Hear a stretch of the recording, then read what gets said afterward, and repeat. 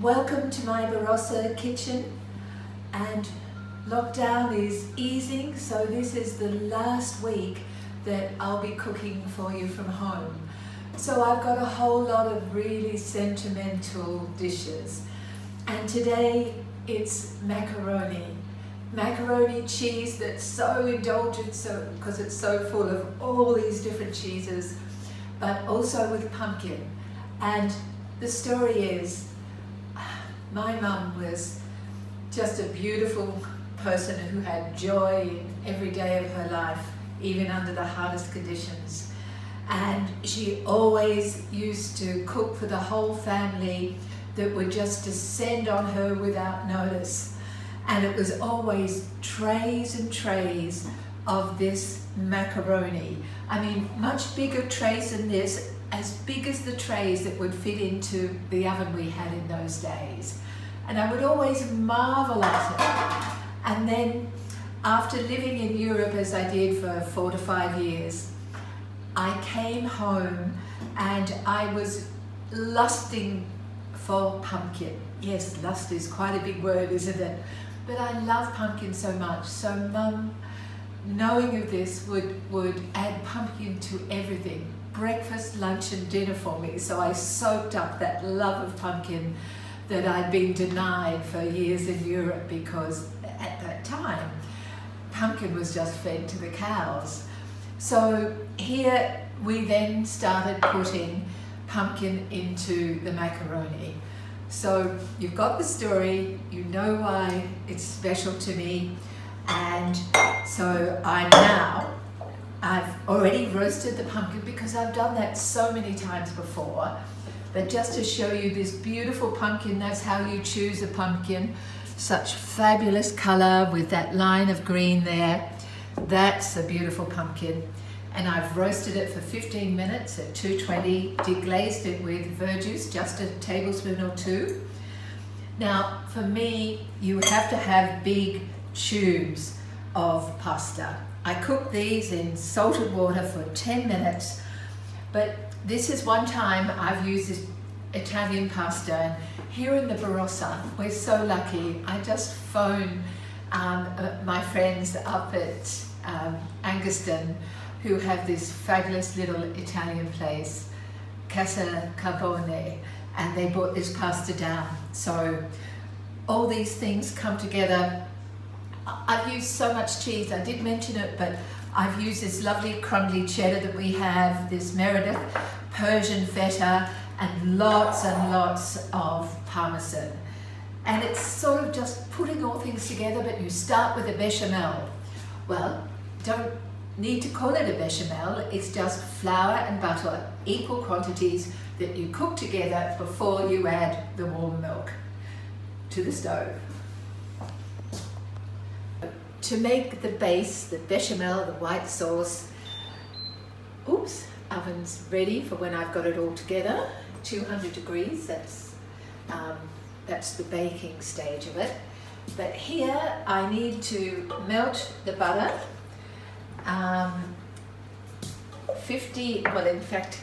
it's 55 grams, only because we wanted to measure. Normally I'd use 50 grams of flour, 50 of butter, but in case you don't have scales and you have cup measures, please have cup measures. 1/3 of a cup actually is 55 grams, so we've just upped it a bit. So this is where you keep on making little adjustments. You can see all this cheese that I have out on the bench there, and I'll use it all because it's just so beautiful to use. But you can use all of cheddar or all parmesan, or all, you could put blue cheese. Often I put blue cheese in there. So you don't have to be absolutely exact. Recipe is a road map that you can divert from, and sometimes it will work and sometimes it won't, but you'll know. Most times it will work. Okay, I'm getting my butter. I get more flavour in this white sauce if I let the butter go nutty. as nutty as me, nut brown, and you can start to smell it when it is nutty, and then you add the flour, and then you cook it out before you add the warm milk. And I'm thinking I could either add nutmeg to this, or I might add some Dijon mustard. So you can go either way, but because I have a very savoury taste, I think I might get some Dijon mustard from the fridge.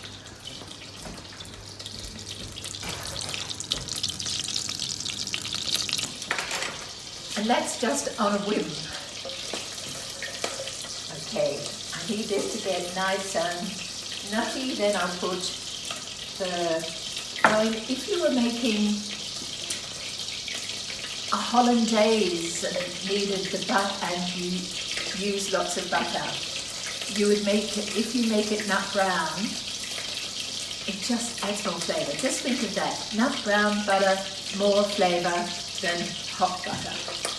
See, you don't want it to burn. See that beautiful goldenness? That's nut brown. It's not burnt butter. It's not, there is burnt butter stage, and it's not that. I'm taking it off the stove just to incorporate this. And I need to cook this for a minute or so to cook the flour taste out, a couple of minutes. But at a low temperature. This is the stage, if you're going to use Dijon mustard, I'll be ready to put it in, and I'll probably use a tablespoon. I can see this is going to take more. This may well take more than my 500 mils of milk, but that's fine. I'll just add to it. Now it does need, because it's now got to be cooked some, I can tell it needs more milk, but perhaps I'm going to do another 100 grams, not a lot, and it's not going to hurt if I now add the milk cold. Because you've got a lovely smooth sauce here, adding the last 100 mils to get that right consistency, because I did fudge the flour amount, it's fine to put in cold. In fact, you can do it cold right from scratch, but there are little things that make this easier. Okay. See how lovely and smooth this sauce is? I added 2/3 of the Parmesan to the sauce right there. Now I'm going to add this crumbly, rather really lovely sharp cheddar of mine, and the sharper the better. The sharper the better. So it goes all lumpy, yes I know, but it's lumpy with cheese. Okay, I'm going to mix it all. So at this stage I want to mix most of the cheeses, most, not all, with the macaroni tubes, and then I'm going to figure out, I think this is the size tray. I never really know till I make it all right at the end. Now I have tasted this with salt, but you don't taste it until the Parmesan is in, because the Parmesan is really salty. But I did use salt, and I don't need any more, but I didn't put pepper. Now, by the way, this is beautiful Australian pepper from Queensland. The flavour is extraordinary. What I want to do, I still have the pumpkin and I still have the Persian feta from Victoria. So this is very indulgent. I'm going to do layers. I'm going to do the pumpkin and the Persian feta in the center. Now, of course, you could put everything in together. You can do it without the pumpkin. This is just memories of my mum and my love of pumpkin. And this is the right time of year for pumpkin. It is never better than from late autumn to winter, early winter. And that's what we have here. Oh, I might have overdone the pumpkin. There's something about Persian feta and pumpkin. They just go together so beautifully. So I'll break that up around the pumpkin.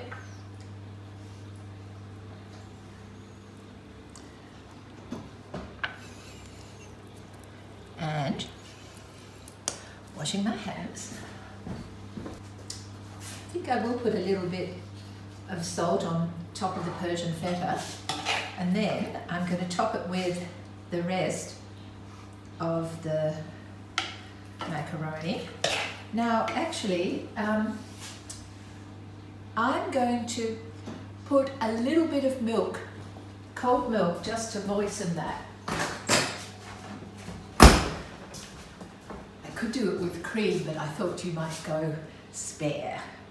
Just the tiniest touch, just to moisten it so it can spread a little better. Nothing more than that. If you weren't looking, I would have used cream.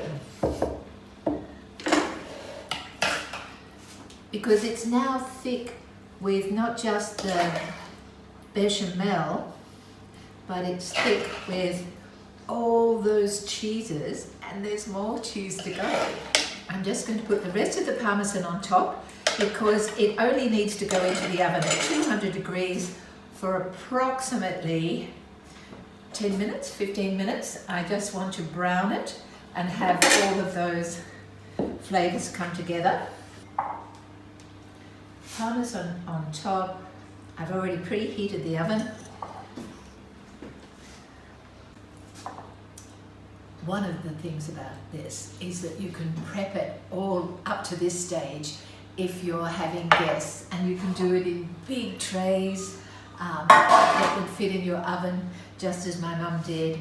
And what do I have to tell you? Oh, I cooked the white sauce or the bechamel for 10 minutes after I had the liquid right, just to get that raw flour taste out. The amount of cheese I've used, hold on to your hat, 170 of the very sharp cheddar, but that was only because it was a packet of 170. 170 grams, equal amounts of the parmesan, and 125 measured of the Persian feta. You don't have to go overboard, but remember, oh, blue cheese would have been beautiful too. Into the oven it goes.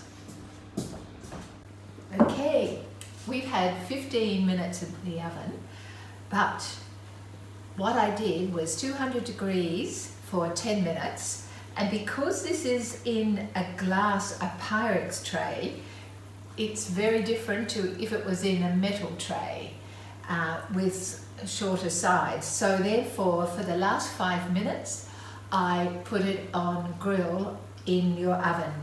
Now, if you don't have that, I'm lucky to have these beautiful ovens. If you don't have that, just make sure you use a lower, a bit like the enamel dish I showed you right at the beginning. That was too big for this amount, but it was at the right depth.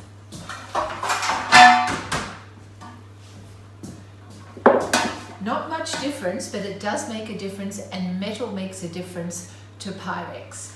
So they're the things you continually look at. You want to have that lovely golden cheese melting like that. So you just up the temperature for the last 5 minutes. Now that has to sit for at least 5 minutes before you serve it. But so we're just going to go away from, don't have to wait around for 5 minutes, I'll tell you. But I am going to serve it with these beautiful greens from Naringa Farm, which is a biodynamic farm in the Adelaide Hills. just fabulous. It's of my childhood, it's of winter comfort, it's on sharing the table. These are beautiful dishes. Okay.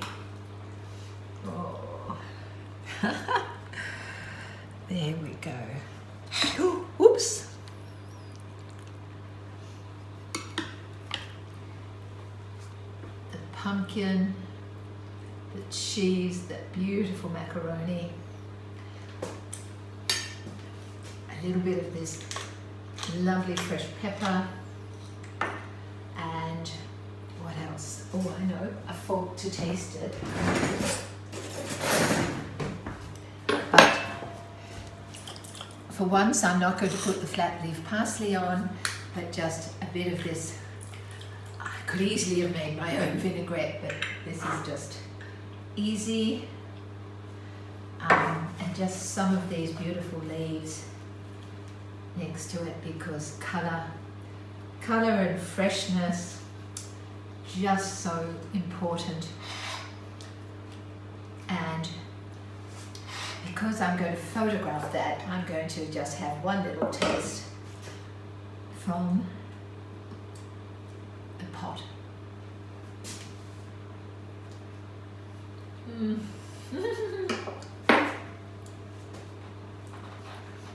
That is so beautifully naughty.